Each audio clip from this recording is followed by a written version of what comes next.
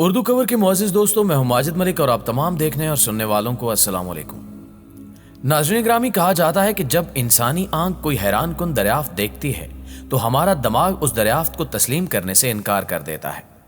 انسانی دماغ اس حادثے یا واقعے کو بار بار سوچنے اور سمجھنے کی کوشش کرتا ہے، جس وجہ سے انسان اس حادثے کی اصلی وجہ تک پہنچنے کی جدوجہد شروع کر دیتا ہے۔ سائنسدانوں نے گزشتہ سالوں میں ایسی کئی حیران کن دریافتیں کی ہیں جن کو دیکھ کر عقل انسانی دنگ رہ جاتی ہے۔ آج کی زیر نظر ویڈیو کا موضوع سخن حال ہی میں امریکی ملک برازیل میں ہونے والی اہم دریافتیں ہیں، جو کہ یقیناً دیکھنے اور سننے والوں کو حیرتوں کے گہرے سمندر میں دھکیل دیں گی۔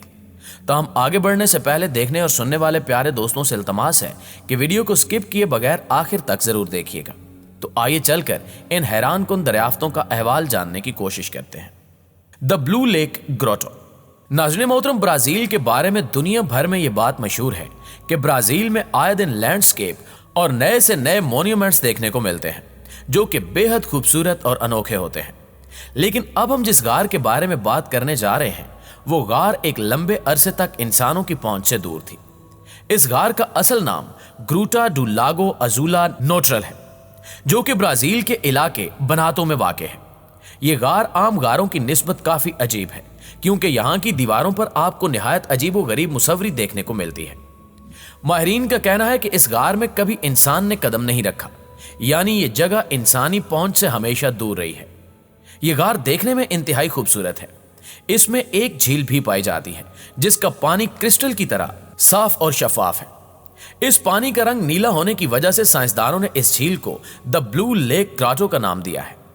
ابھی اس غار کے سبھی حصوں کو تلاش نہیں کیا جا سکا، لیکن ایک اندازے کے مطابق اس غار کی گہرائی 200 فٹ تک ہو سکتی ہے۔ یہ غار اس قدر پراسرار ہے کہ ماہرین کو ابھی تک یہ معلوم نہیں ہو سکا کہ اس غار میں موجود جھیل میں پانی کہاں سے آ رہا ہے۔ آپ کو شاید یہ جان کر حیرت ہو کہ اس غار میں پانی کے ساتھ ساتھ ڈائناسورز کی باقیات بھی دریافت کیے گئے ہیں، جن میں اس وقت کا سب سے خطرناک شکاری جانور سوبر ٹوتھ ٹائیگر، دیو قامت ہاتھی اور سلوتھ شامل ہیں۔ اس لیے ماہرین آثار قدیمہ اور سیاحوں کا بڑی تعداد میں اس غار کی جانب رخ کرنا کوئی حیرانی کی بات نہیں۔ فلورینسڈ فراگ۔ پیارے دوستو، اب بات کرتے ہیں فلورینسڈ فراگ کی۔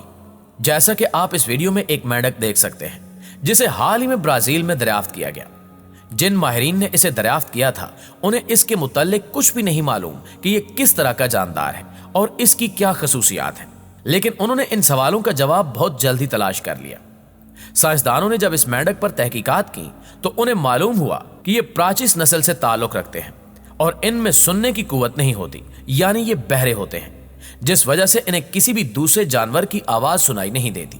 یہاں سوال یہ پیدا ہوتا ہے کہ آخر اس نسل سے تعلق رکھنے والا نر مینڈک مادہ کو اپنی جانب کیسے مائل کرتا ہے جس سے یہ اپنی نسل کو آگے بڑھا سکے۔ سائنسدان بھی اس بارے میں کافی حیران تھے، لہٰذا انہوں نے اس سوال کا جواب حاصل کرنے کے لیے ان پر مزید تحقیق کی تاکہ یہ معلوم کر سکے کہ یہ کس طرح ایک دوسرے کو اپنی جانب مائل کر کے ریپروڈکشن کا عمل کرتے ہیں، جس کے نتیجے میں انہیں اس بات کا علم ہوا کہ اس نسل سے تعلق رکھنے والے نر مینڈک بریڈنگ کے موسم میں اپنے جسم سے ایک خاص قسم کی روشنی خارج کرتے ہیں، جس کو پہچان کر مادہ مینڈک نر کی جانب مائل ہوتی ہے اور یوں یہ مینڈک اپنی نسل آگے بڑھاتے ہیں۔ 33 فیٹ لانگ ایناکونڈا۔ اردو کور کے معزز دوستو، اس بات سے تو آپ سبھی واقف ہیں کہ ایناکونڈا سائز کے اعتبار سے دیو قامت سانپوں کی نسل میں گنا جاتا ہے، اور اگر برازیل کی بات کریں تو اس علاقے میں طویل الجثہ سانپوں کا ملنا کوئی بڑی بات نہیں، کیونکہ ایناکونڈا سانپوں کا تعلق زیادہ تر ایمازون کے جنگلوں سے ہے اور برازیل میں ایمازون کے جنگلات کا ایک بڑا حصہ پایا جاتا ہے۔ اس لیے برازیل میں بڑی تعداد میں ایناکونڈا اور دیگر عجیب و غریب جاندار دیکھنے کو ملتے ہیں، لیکن 33 فٹ لمبا ایناکونڈا سوائے برازیل کے آپ کو کہیں بھی دیکھنے کو نہیں ملے گا۔ یہ سانپ ایناکونڈا کی نسل کا سب سے بڑا سانپ ہوتا ہے۔ عموماً ایناکونڈا کی لمبائی 17 فٹ تک ہوتی ہے، لیکن 2016 میں برازیل میں ایک جگہ کھدائی کے دوران مزدوروں کو ایک دیو قامت ایناکونڈا دیکھنے کو ملا جس کی لمبائی 33 فٹ تھی۔ اس خطرناک سانپ کی تصاویر انٹرنیٹ پر جلد ہی وائرل ہو گئی۔ اس کی اس لمبائی کی وجہ سے اس سانپ کو دنیا کا سب سے بڑا ایناکونڈا تسلیم کرتے ہوئے اس کا نام گینیز بک کا ورلڈ ریکارڈ میں درج کر دیا گیا۔ لیکن پھر بھی ان مزدوروں کی ہمت قابل تعریف ہے جنہوں نے اس سانپ کو پکڑ کر اس کی تصاویر بھی بنائی۔ इस हवाले से आपकी राय क्या कहती है, कमेंट करके हमें भी जरूर बताइएगा। Ancient tunnel. नाज़रीन इकराम, माहिरीन का कहना है कि कदीम जमाने में ब्राजील में रहने वाले अफराद सुरंगें बनाकर रहते थे। यही वजह है कि अब तक माहिरीन को ब्राजील में जेरे जमीन 100 से भी ज्यादा सुरंगें मिल चुकी हैं। आपको शायद ये जानकर हैरत हो कि ये सुरंगें आज से कमोबेश 10,000 साल पुरानी हैं। इन सुरंगों को साउथ अमेरिका की एक टीम ने दरियाफ्त किया। माहिरीन आसार कदीमा ने जब इन सुरंगों पर तहकीक की तो उन्होंने बताया कि इनकी बनावट इंतहाई हैरानकुन है, क्योंकि इन्हें काफी महारत के साथ तराशा गया है, जो इस बात का सबूत है कि ये सुरंगें कुदरती तौर पर नहीं बल्कि इंसानी हाथों की तख्लीक है। लेकिन माहिरीन के लिए ये बात आज तक मुहिम्मा बनी हुई है कि आखिर उस दौर में साइंस और टेक्नोलॉजी न होने के बावजूद भी इंसान इस कदर तवील सुरंग खोदने में कामयाब कैसे हुआ। आखिर हजरत इंसान को यह सुरंग बनाने में कितना अरसा लगा और बगैर जदीद हथियारों के इसे कैसे खोदा गया। ये सवालात आज भी साइंसदानों को परेशान किए हुए हैं। माहिरीन का मानना है कि इन सुरंगों को बनाने में जिन भी हथियारों का इस्तेमाल किया गया होगा वो वाकई में काबिल तारीफ है। दोस्तों, 3 साल कबल ब्राजील में कदीम जमाने के चंद पत्थर दरियाफ्त किए गए, जिन्हें कदीम इंसानों ने यादगार के तौर पर तराशा और तरतीब दिया था। माहिरीन ने इन पत्थरों को मेगालिथ नाम दिया है। मेगालिथ के बारे में माहिरीन आसार कदीमा का मानना है कि ये बाकी पत्थरों की मानंद बेढंगे तौर पर नहीं रखे गए।